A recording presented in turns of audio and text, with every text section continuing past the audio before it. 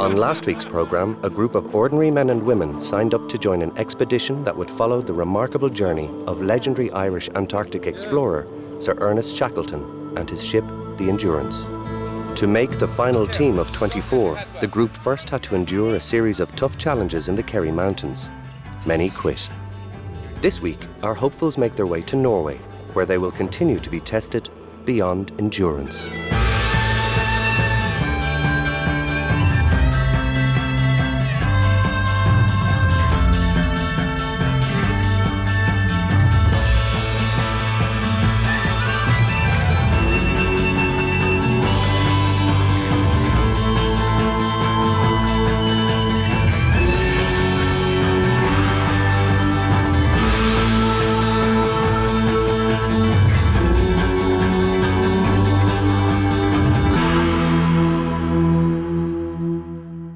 By 1914, Amundsen had already won the race to the South Pole. Scott had perished in his attempt. Shackleton wanted to make his mark in history by traversing Antarctica, the last great challenge of the White Continent. He didn't make it.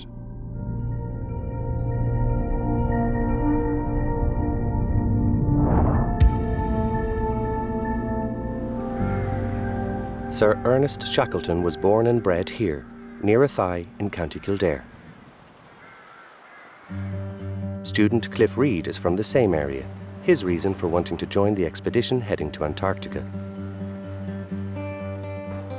To make the team, he has to pay €15,000 and prove his worth, which he is keen to do, even though he has no experience and no money.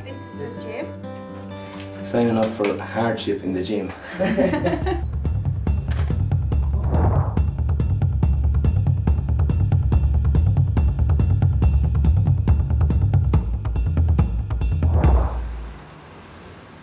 With a wallet full of enthusiasm, Cliff faces an uphill struggle to raise the necessary finances.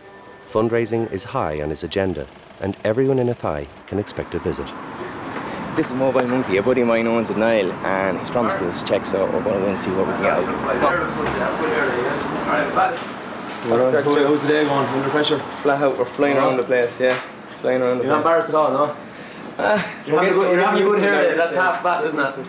Fair use to him. I know he wouldn't do it anyway. I don't think many people wouldn't. Only a lad like Cliff would do it and have the ability and the confidence to stick at it. Not many people sign up for it. You know, fair. All I can say is fair use to him. Go on. I like it, like, go mind. I'm very Cliff. Go on, see you mate, buddy. Right, enjoy yourself. Go on.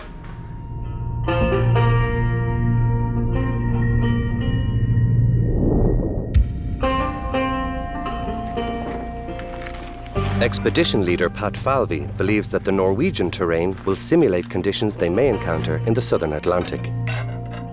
He will need a number of ice axes. The red ones are the best. For a lot of these people, they may have done a bit of hill walking. Some of them were armchair people that actually followed adventures, through television and things like that. We are going to cross some of the roughest terrain on Earth.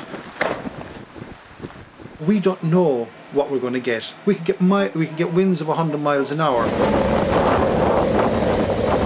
We could get temperatures that will drop with wind chill to about -60. So these people will have to be trained over the next couple of months to endure what we may come across over South Georgia.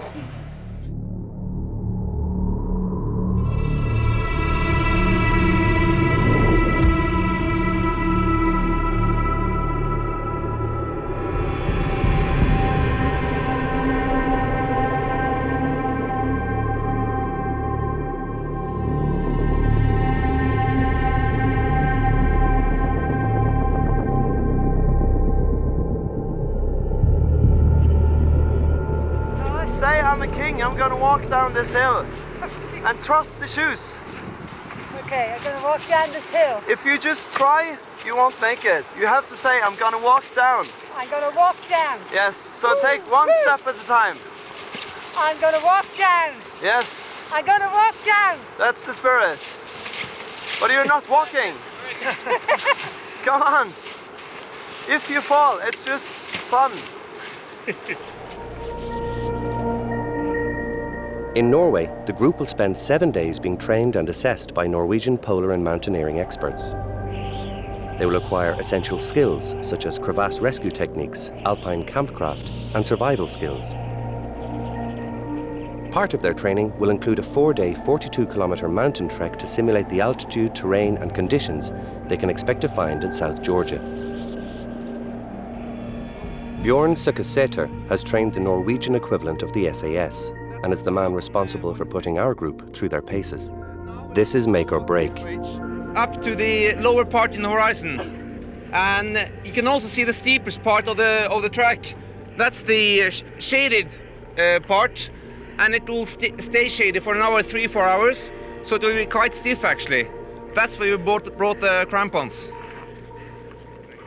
The hardest struggle is actually to keep the racers slowing down, so we will walk to this summit. Bjorn appears to take delight in applying the pressure. The stretch is only 10 minutes, and that's great. Okay. I will keep it like that for the next hour or two, actually. Good. Yeah, because this is it's better to keep the group together than stretching it out.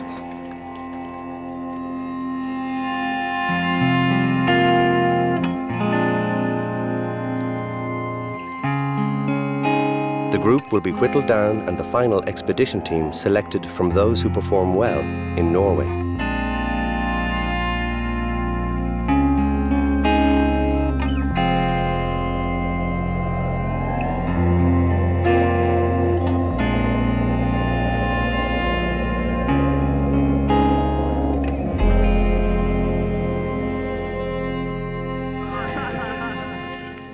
As one of the oldest members of the group, Jerry feels he has a lot to prove. Permission to come aboard, sir. Come aboard. Mina Well, Jerry. Greetings. Mina Mahagud Galair. Accord.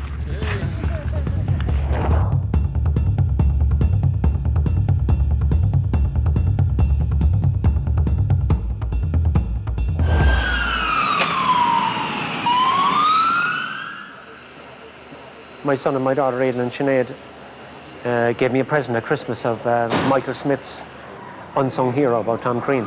I started it before Christmas, and I had it finished in St. Stephen's Day, so I had it finished in 3 days. And I just couldn't get enough of it. My hair was standing on my head. Reading what these people did in primitive conditions, and the clothing, nothing compared to what hill walkers and climbers use today. So I decided, like then and there, I was going to try and see, and maybe there was some expedition or somebody going down there at some stage along the way that I could hook up with. Day 1, and already gaps are beginning to appear.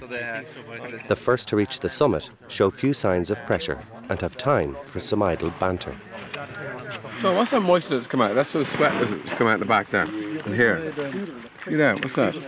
Pure adrenaline. Sweat's frozen.